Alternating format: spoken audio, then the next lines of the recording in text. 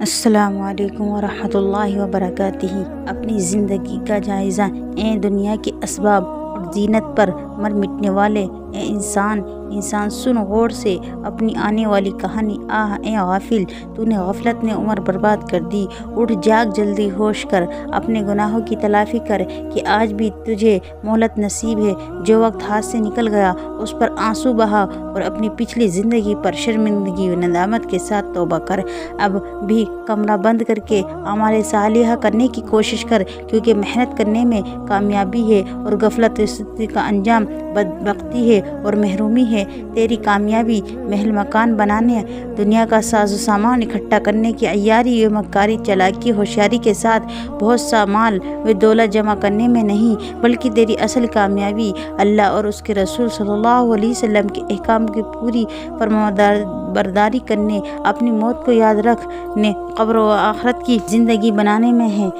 لہٰذا تو دنیا میں اس طرح سے رہ جس طرح سے ایک مسافر رہتا ہے، وہ راستہ چلتا ہے اور زیادہ بکھیڑا نہیں کرتا۔ ہمیشہ رہنے کی جگہ تو صرف آخرت ہے اور دنیا کا قیام بہت تھوڑا ہے، وقت مقررہ تک ہے، اور اصل کامیابی تو آخرت کی کامیابی ہے۔ جس کو آخرت کی کامیابی کی نصیب ہوگی وہ اپنی مراد کو پہنچ گیا۔ دنیا میں آج تک جتنے بھی لوگ آئے ہیں وہ سب سمیٹنے کے بعد دیگرے اپنی منزل کی طرف کوچ کر گئے ہیں۔ یاد رکھ، تو بھی اس طرح سے ایک دن کوچ کر جائے گا۔ یہاں کتنے آئے اور کتنے چلے گئے، مگر افسوس کو تجھ کو کچھ عبرت و نصیحت حاصل نہیں ہوئی۔ اس دنیا میں جو بھی آیا ہے کوچ کرنے کو آیا ہے، دفن خود صدا کے زریز ہیں، پھر بھی مرنے کا نہیں حق یقین ہے۔ تجھ سے بڑھ کر بھی کوئی غافل نہیں، کچھ تو عبرت چاہے اے نفس لی۔ جب تجھے وہ حادثہ موت کا پیش آئے گا جس کو کوئی ٹال نہیں سکتا، تو مال و دولت اور نوکر و خادم تیرے کوئی بھی کام نہ آئیں گے۔ اس وقت ڈاکٹر، حکیم، دوست، رشتہ دار اور سب گھر والے تجھے بچانے کی تدبیریں ختم کر کے مایوس ہو جائیں گے اور تیرے پاس سے اٹھ کر کھڑے ہوں گے۔ تجھ پر نزع جان کندان کا عالم ہوگا، کوئی تیرے منہ میں چمچے سے پانی پلائے گا، کوئی سورہ یاسین سنائے گا۔ تیرا دم نکل جانے کے بعد تیرے جسم سے لباس فاخرہ اتار کر تجھے کفن کی چادروں میں لپیٹ دیں گے، تجھے زمین کی تہ میں اکیلے چھوڑ دیں گے اور نظروں سے اوجھل کر دیں گے۔ کوئی کہے گا بڑا اچھا باپ تھا، کوئی کہے گا بڑا اچھا دوست تھا، کوئی کہے گا بڑا نیک تھا، کوئی کہے گا اللہ تعالیٰ مغفرت فرمائے، کوئی کہے گا دنیا میں بڑی اچھی گزار گیا ہے، اچھا وقت پورا ہو گیا۔ مگر یاد رکھیے، اس زبانی میں جمع خرچ کے بعد انہیں یہ بھی خبر نہ ہوگی کہ کون چلا گیا، کون ہم سے رخصت ہو گیا، اس کا کچھ خیال نہ ہوگا۔ صرف ان کی ساری توجہ مال و جائیداد کی تقسیم کرنے اور آپس میں بانٹنے اور لڑنے مرنے پر لگی ہوگی۔ تیرے مال کو تقسیم کی کمی بیشی کی وجہ سے وہ ایک دوسرے سے اپنا زیادہ حق جتلانے پر مقدمہ بازی کریں گے۔ اس بلا میں وہ برسوں گرفتار اور مبتلا رہیں گے، پھر کوئی جیت جائے گا اور کوئی ہار جائے گا۔ انجام یہ کہ لڑائی جھگڑے اور مقدمہ بازی کے بعد آپس کے ایک دوسرے سے تعلقات بھی ختم، اور اس حال میں اس دنیا بے وفا ہے، ان کا بھی کوچ ہوگا۔ پھر وہ بہت جلد پیٹ کے دھندے میں لگ جائیں گے اور اپنی دنیا مشغول، اور تجھے بھولے بھی تنہائی و ظاہری میں یاد نہیں کریں گے۔ ارے غافل، جو کہ دھوکہ ہے، دھوکے میں پڑا ہوا ہے، ان کی دوستی سے دھوکہ نہ کھا۔ سب سے اچھا دوست وہ ہے ساتھی تیرا نیک عمل ہے۔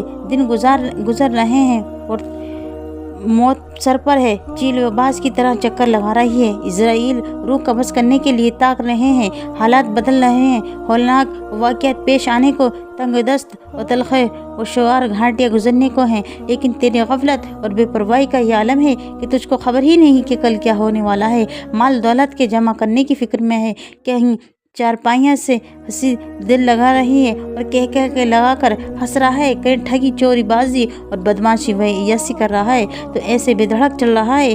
ارے یہ کیا غصب کر رہا ہے، کیونکہ تو مال و دولت اور جوانی و صحت، طاقت و توانائی کے نشے میں چور ہے۔ آخر یہ ہے کہ غفلت کیوں ہے، یہ سستی، لاپرواہی، بے زادی کب تک رہے گی؟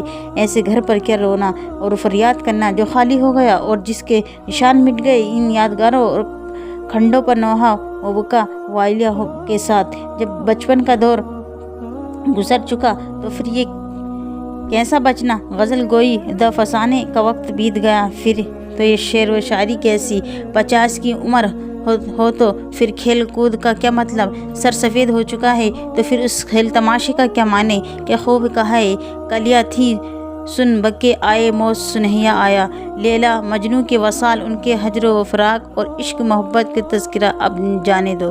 یہ دوستانے بے وفا خواہ کتنا ہی خلوص میں محبت جتائیں، کتنے ہی تجھ پر پروانہ اور ہوشیار نثار ہوں، خدا کی قسم یہ کسی طرح بھی کھوٹ نہیں کھالی ہے۔ یاد رکھ حسینوں نازنینوں کی محبت سراسر بدنصیبی اور ندامت ہے۔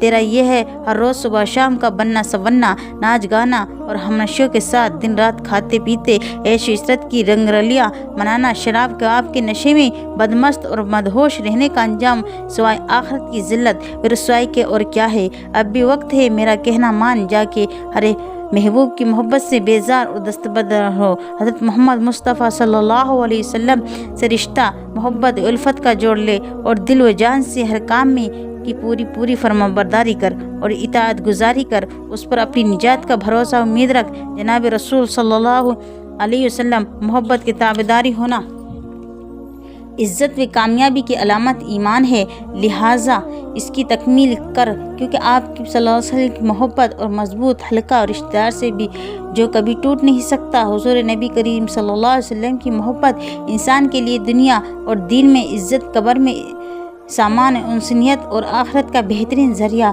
توشہ ہے۔ اس مولا کریم اور رب رحیم کا احسان سمجھ اور شکر ادا کر کہ جس نے تجھے ان کا امتی بنایا، ان کے ذریعے سے تجھے ایمان بخشا۔ جناب رسول صلی اللہ علیہ وسلم کا یہ احسان سمجھو کہ جس نے فرمایا آدمی اسی کے ساتھ ہوگا جس سے اس کو محبت ہوگی، یہ سچا وعدہ ہے جس میں کوئی شک و شبہ نہیں۔